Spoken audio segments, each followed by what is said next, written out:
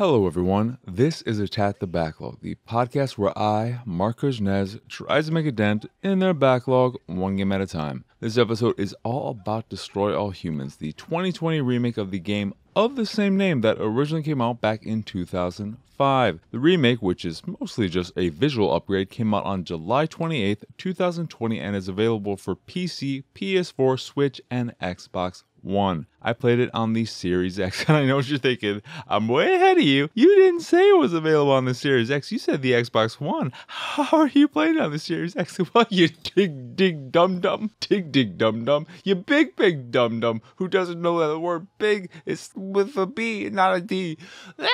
It's available via backward compatibility. Obviously, duh, just like the PS4 version is available on the PS5 and the PC version is it's just PC. You get it. Don't look at me like that. Speaking of series, playing off the whole Series X thing, I had a series of rage quits while playing Destroy All Humans. Hieroglyphics, 2 to be specific. I want to be down, but you shall see that I got this notion from the motion of the ocean means boss fights annoy the shit out of me. Fucking bad touch reference here. Ooh, Destroy All Humans does a lot right. A lot more than that attempt at a joke, and in many ways is what I want out of most remakes of PS2 era games. But it makes a few things worse, and not just a little worse, leading to incredibly frustrating moments that made me start hating a game I was overall enjoying. But let me talk about what Destroy All Humans gets right before pulling back the curtain to reveal the dirty little secret that all Americans should reject, which isn't to say those in other territories shouldn't move along as well.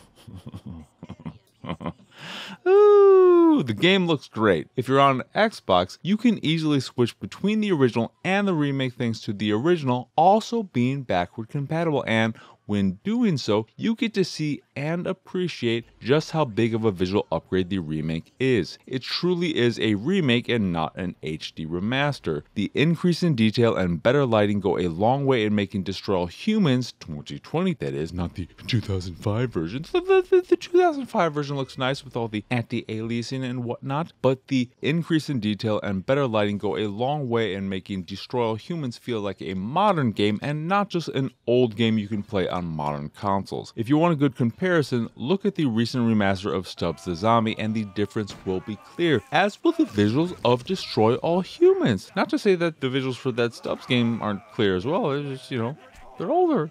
It just looks like the Xbox game with anti-aliasing. From a visual standpoint, Destroy All Humans is a perfect example of what I want from remakes. It still captures the feel of the original, but pretties up the whole thing, and it's clear a lot of love and care and work went into the visuals, and I appreciate the hell out of them. While playing the game, I thought of how nice a Simpsons Hit and Run remake would be, and now, I can't stop thinking of it.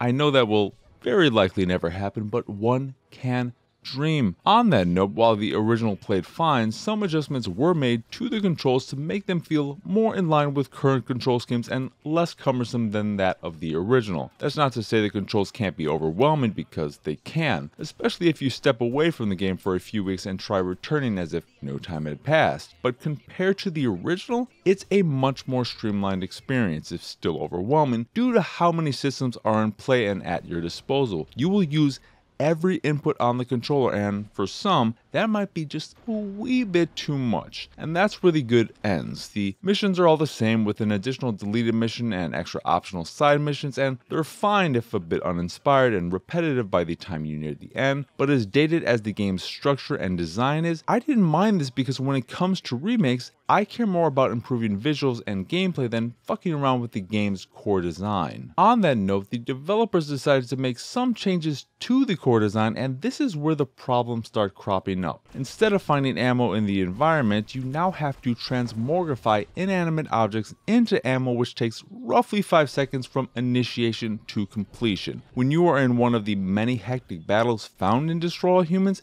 needing to wait 5 seconds to get ammo for your gun feels like a lifetime. It makes the game more difficult and more frustrating than it ever needed to be. Just have enemies drop ammo upon death. Does it make sense for humans to drop alien ammo when they die? No, but who the fuck cares? It's a video game and not a game that's in any way trying to be realistic. Don't make me need to first find an object I can transmogrify and then have me wait an additional 5 seconds before I can use my weapon again. It's annoying, it's frustrating, and I hated it. I especially hated it during boss fights where so much is going on and the number of transmogrifiable objects is incredibly limited. It's why I rage quitted the first time when you're fighting General Who Gives a Fuck in his giant mech suit. I kept running out of ammo with no way to get more easily, and it annoyed the shit out of me to the point where I quit the game and deleted it. But I can be stubborn, so after a few weeks of letting myself cool down, cool off, oh, so nice, so chilly, I returned a few weeks later and beat said boss on my first try. Go me! Yay! I then kept playing until reaching the last level and final boss, where I then rage quit again, this time for a completely different reason. Being the alien you are, you, of course, have a flying saucer, and fly said saucer you do. In regular levels, it's fine and kind of fun to use. Blowing up buildings looks fantastic, and while the saucer shields don't auto-regenerate, there are plenty of vehicles and whatnot you can suck up energy from to replenish said shields yourself. This is not the case during the final level, where the first bit involves you in your saucer taking on the 50-foot mecha president. During this fight, the only things that show up and allow you to heal are these little baby mechs that, for me at least, were wildly inconsistent with when they would let me lead shields from them and when they wouldn't. How you can have all this awesome tech and regenerating shields for your suit, but not your ship, is both baffling and stupid, and made the final boss annoying as shit because bosses have 3 stages and no checkpoints. So if you die during the 3rd stage, for instance, guess what? You get to start said fight from the beginning. Go you! It's bad design and puts a stain on what is an otherwise good game and great remake. But I powered through. I eventually beat that stupid giant mech and then got annoyed with the actual final boss, who is some Black Widow wannabe and the mastermind behind all that's happened. She is annoying in how she's only vulnerable after being shot out of the sky, and extra annoying in how she has this one attack that makes the game lose its mind, an attack you can't defend against, and it's just, what the fuck is even going on? Honestly, as much as I hated the changes made to some of the systems in the game, if not for how poorly designed the boss fights were, I wouldn't have minded nearly as much and never would have rage quit from the game. Destroy All Humans does so much good that it pains me to caution potential players because of a few bad decisions that are exacerbated by poorly designed boss fights that don't factor the changes in. But said decisions created incredibly frustrating situations that made me quit the game not once, but twice, and shout countless expletives at my TV, something I never enjoyed doing. I still think the game is good overall and worth checking out if you go in knowing what you're in for. Just know that there will be moments that make you question if you ever should have bothered, and if that's cool with you, enjoy what is a mostly good game and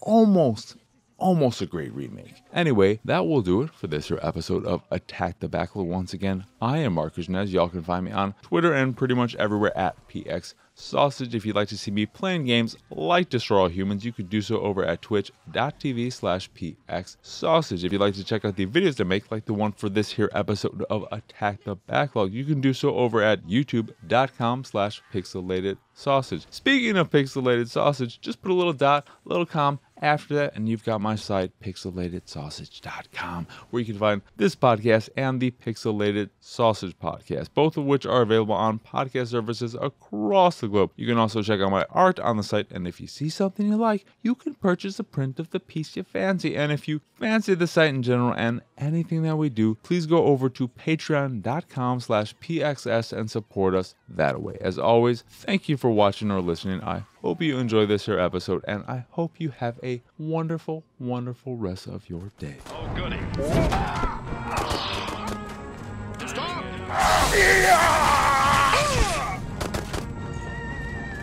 Clear, you! There's nothing. Nobody!